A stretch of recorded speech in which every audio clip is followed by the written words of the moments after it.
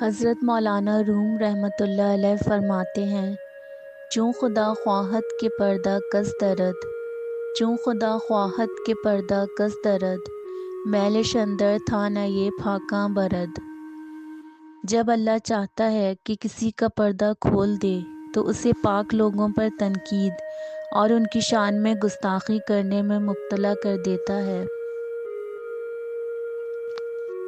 اللہ تعالیٰ کا حلم اور درگزر اکثر و بیشتر لوگوں کی پردہ پوشی کرتا ہے، مگر جب کوئی حد سے گزر جاتا ہے اللہ تعالیٰ اس کو رسوا کرنے کا انتظام کر دیتا ہے۔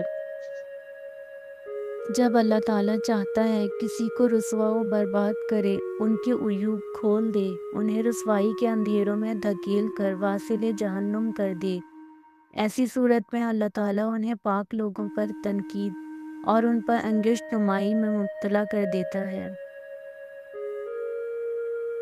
یہ مسلمہ حقیقت ہے کہ جہاں جہاں اللہ تعالیٰ کی نبیوں اور دوستوں سے بغض و عناد، دشمنی، ان کی ذات اور کردار پر حملے کا عمل نظر آئے تو یہ اس بات کا حتمی اظہار ہے کہ اللہ تعالیٰ کی جانب سے ایسے لوگ عطاب کے لیے مقرر کر لیے گئے ہیں۔ عطاب کیا ہے؟ اسباب کی تنگی، امراض کی زیادتی، سکون قلب کا کھو جانا، بے برکتی، وقت کی تنگی، معاملات میں عجلت پسندی، قول و فعل کا تضاد، بے عملی و متوقع نتائج کا حصول ناممکن ہو جاتا ہے۔